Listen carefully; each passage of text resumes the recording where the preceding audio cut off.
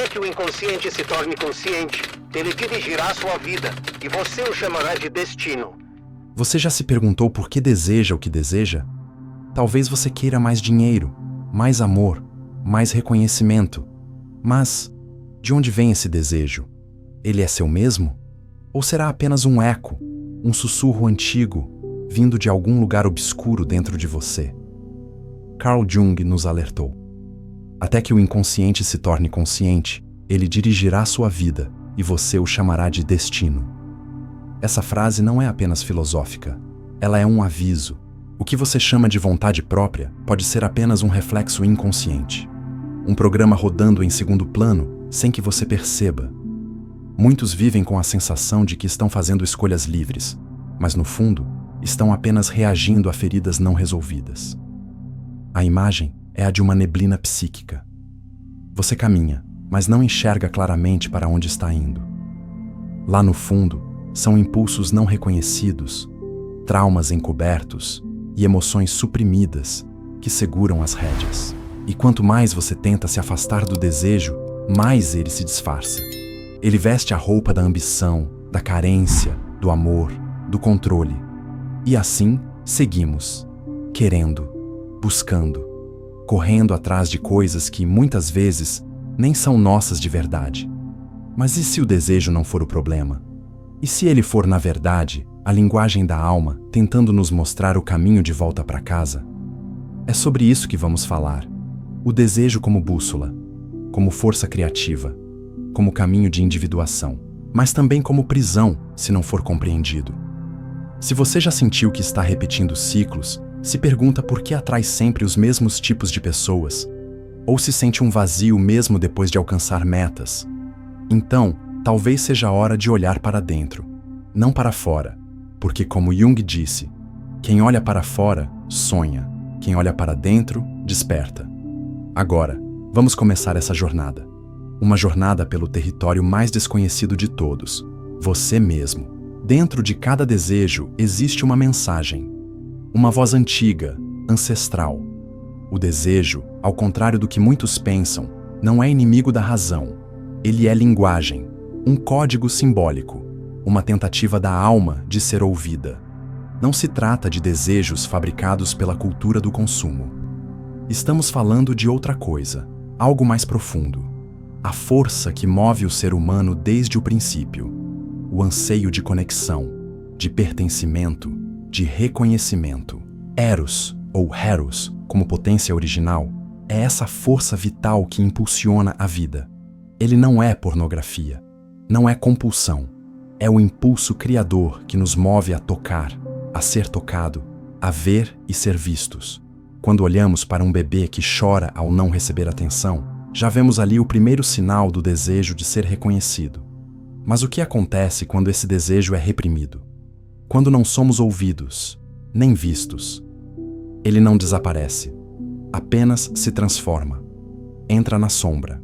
E a sombra, como nos lembra Jung, é tudo aquilo que rejeitamos em nós mesmos, mas que não deixa de existir.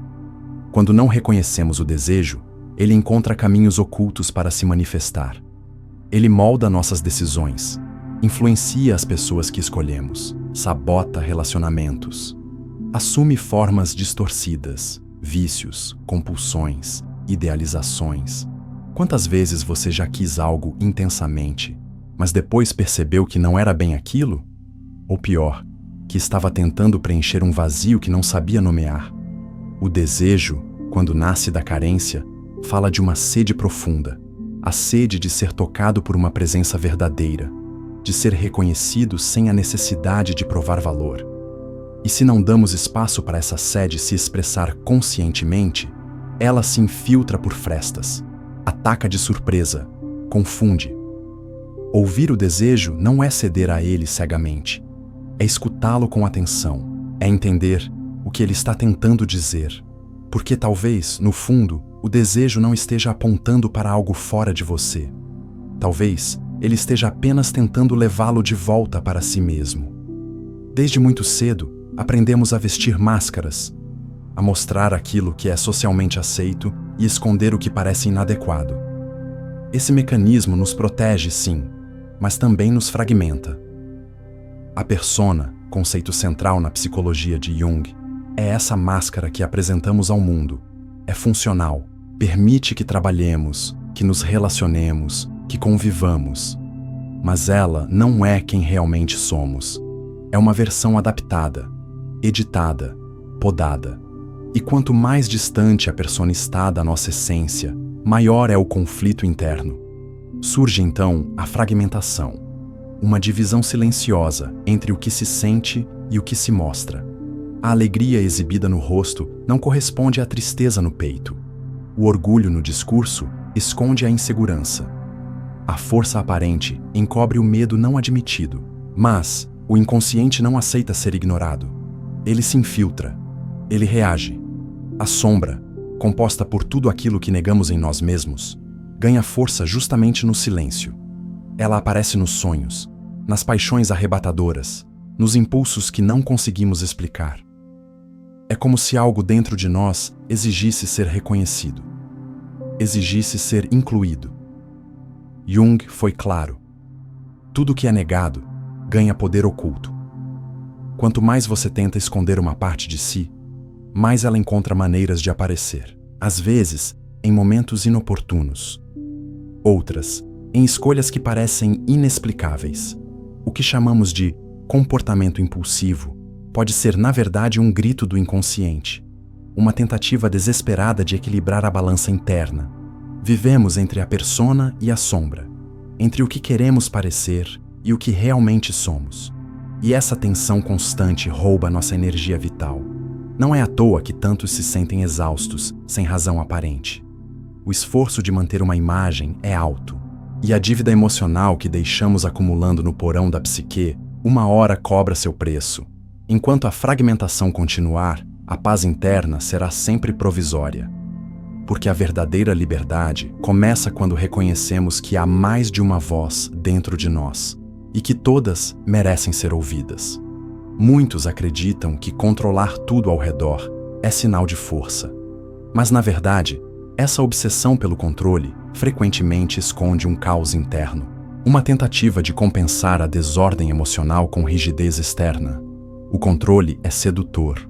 Ele dá a sensação de segurança, de que, se tudo estiver sob vigilância, nada fugirá do lugar. Mas essa segurança é ilusória, porque por trás do controle está o medo. Medo de sentir, medo de perder, medo de encarar o que está guardado no inconsciente. Mesmo depois de conquistar status, reconhecimento ou estabilidade, muitos sentem que ainda falta algo, um vazio que permanece, porque a conquista externa não resolve o desequilíbrio interno. A persona pode ter vencido, mas a alma, muitas vezes, permanece em silêncio. A busca por controle também mascara uma negação da realidade. Afinal, a vida é imprevisível, e o inconsciente, especialmente, não responde à razão. Ele não se curva à lógica, nem aos planos bem traçados. O inconsciente fala uma linguagem diferente. Ele se comunica por meio de símbolos, impulsos, repetições. Não adianta argumentar com ele, como faríamos com um colega de trabalho. É preciso escutar o que ele está tentando mostrar. E isso exige presença, exige coragem para olhar além da superfície. A persona pode funcionar bem no mundo social, mas ela não basta para dar sentido à vida. E quando o sentido se esvai, surgem os sintomas: ansiedade, compulsão, apatia. Tentar controlar tudo não é um sinal de maturidade. É muitas vezes um reflexo de quem ainda não fez as pazes com a própria sombra. Porque só quem conhece seu mundo interno é capaz de soltar, de confiar no fluxo da vida, de aceitar que o verdadeiro poder não está em dominar tudo ao redor, mas em integrar tudo que há dentro. Quantas vezes você já se pegou dizendo: de novo isso? Os mesmos conflitos, os mesmos tipos de relacionamentos, os mesmos erros, padrões que se repetem, como se a vida insistisse em contar a mesma história com personagens diferentes. Mas isso não é coincidência, nem azar. É tentativa de cura. O inconsciente, como um roteirista persistente, recria cenários na esperança de que algo diferente aconteça. Como se dissesse: veja, aqui está sua dor.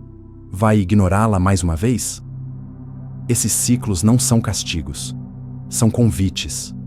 Convites para olhar de frente aquilo que ainda não foi resolvido, emoções não expressas, feridas não curadas, partes de si que foram rejeitadas e agora batem à porta por meio da repetição. Há quem fuja disso. Muda de cidade, muda de parceiro, muda de emprego. Mas o padrão vai junto, porque não está fora, está dentro.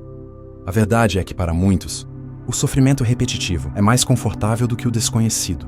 Há uma falsa segurança no que é familiar, mesmo que doa. Mas chega uma hora em que o roteiro interno precisa ser reescrito. E isso começa com uma escolha. A escolha de parar de fugir, de parar de projetar, de olhar para dentro, mesmo que doa. Porque sim, a verdade liberta. Mas primeiro, ela destrói. Destrói as ilusões. Destrói a persona. Destrói o falso controle. E só então, do meio dos escombros, algo novo pode nascer. Os ciclos se repetem até que sejam compreendidos, até que deixem de ser destino e se tornem consciência.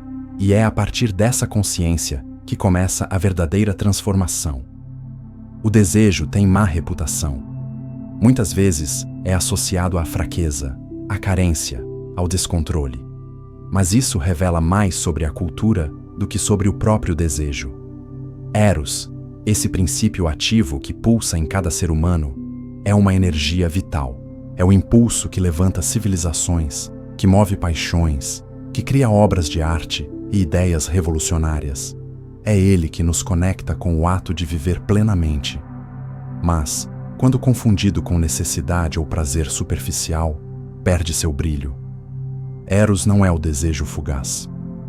Não é a busca desenfreada por satisfação imediata.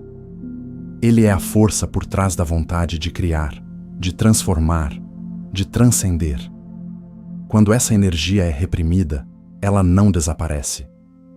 Ela se converte em sintomas, em ressentimento, em doenças, em comportamentos compulsivos. O desejo não atendido, quando ignorado, não vira silêncio, vira ruído interno. Mas há outro caminho, o da transmutação. A transmutação do desejo é um processo alquímico. É quando a carência se converte em expressão, quando a dor vira arte, quando a necessidade se transforma em compaixão. É o momento em que Eros deixa de ser um tirano interno e se torna um aliado poderoso. Essa energia pode ser canalizada em projetos criativos, em relacionamentos conscientes, em ações com propósito. É assim que se constrói uma vida com alma. Uma vida em que o desejo não domina, mas guia. Não ilude, mas revela. O desafio não é reprimir Eros. Não é sobre conquistar o mundo, mas sobre integrar o que já existe em si mesmo. A individuação, como definida por Jung, é esse processo profundo de unificação, de tornar-se quem se é de fato. Não uma soma de máscaras, papéis e expectativas externas, mas uma expressão autêntica do próprio ser. No centro desse processo está Eros, não mais como instinto desgovernado, mas como energia criativa transformada. Uma força que já não precisa dominar, nem ser dominada, mas que agora serve à consciência. Essa transmutação é como uma alquimia interna. O que antes era impulso bruto se converte em ouro psicológico. A agressividade vira firmeza. A carência vira presença. O medo vira lucidez. É nesse ponto que a verdadeira força pessoal emerge. Não a força do controle, nem da persona, mas a força da inteireza. Quem passa por esse processo não precisa mais fingir, nem agradar, nem se esconder. Surge então a criatividade genuína, a capacidade de estar presente, a autenticidade que inspira, não por querer impressionar, mas por simplesmente ser real. A individuação não é um ponto final, é um caminho, e cada passo nesse caminho é um reencontro, com partes esquecidas, rejeitadas, reprimidas. Integrar essas partes é o que torna alguém inteiro. E só quem é inteiro pode amar com profundidade, criar com propósito, viver com verdade. Porque a liberdade mais poderosa não está fora, está em ser, sem precisar mais negar. Muito se fala em liberdade. Liberdade para ir e vir, para escolher, para expressar. Mas há uma liberdade mais profunda, mais silenciosa e muitas vezes negligenciada. A liberdade de ser quem se é. Essa liberdade não depende de circunstâncias externas. Não está ligada a escolhas políticas, nem a oportunidades sociais. Ela nasce de um lugar íntimo, do encontro com a própria verdade. Ser quem se é, em um mundo que constantemente pressiona para sermos outra coisa, exige coragem. Exige atravessar o medo da rejeição, o medo de não ser aceito, o medo de romper com as expectativas. Mas enquanto essa travessia não acontece, seguimos presos. Presos a culpas antigas, a padrões herdados, a histórias que não são nossas, mas que continuamos carregando. É fácil culpar os pais, a sociedade, a religião. Difícil é assumir a responsabilidade por si mesmo. Difícil é admitir que agora a prisão já não é mais externa. É interna. Essa prisão é feita de partes negadas, de sombras não integradas, de vozes que abafamos por medo de desagradar. E o medo da verdade nos leva a preferir o conforto da repressão, a dor da revelação. Mas a verdadeira liberdade começa quando olhamos para dentro e reconhecemos que somos múltiplos. Dentro de cada um existem opostos, força e fragilidade, luz e sombra, amor e raiva. E todos eles pedem aceitação. Liberdade interior não é ausência de conflito. É capacidade de conviver com a complexidade do que se é, sem precisar mais fugir. É isso que nos torna humanos. E é isso que nos torna inteiros. Há um momento decisivo na jornada interna. Um ponto em que se torna impossível continuar vivendo como antes. É quando o desejo deixa de ser um incômodo vago e se revela como direção. E ao mesmo tempo, percebemos que tudo o que negamos em nós mesmos estava, na verdade, moldando o nosso destino. Desejo reconhecido vira bússola. Desejo reprimido vira prisão. E essa prisão, diferente das grades de ferro, é construída com máscaras, com silêncios, com papéis que aceitamos desempenhar para sermos amados ou aceitos. Mas há um custo para tudo isso. O preço da verdade é alto. Ela desmonta certezas, abala estruturas, derruba ídolos internos, mas também liberta. Liberta do papel de vítima, liberta da dependência da aprovação alheia, liberta da necessidade de controle absoluto. Carl Jung nos deu uma chave preciosa. Onde está o seu medo, ali está o seu poder. E não é difícil entender por quê. O medo aponta para o que está oculto, e tudo o que é oculto carrega uma energia imensa, esperando ser integrada. No fim, resta apenas uma escolha: continuar vivendo a partir da persona, ignorando os chamados internos, ou atravessar a dor do reconhecimento e abrir a porta para a transformação. O desejo não é inimigo, ele é guia, e quando é ouvido, não apenas move, ele revela, ele cura, ele transforma. Porque, como disse Jung, quem olha para fora sonha, quem olha para dentro desperta.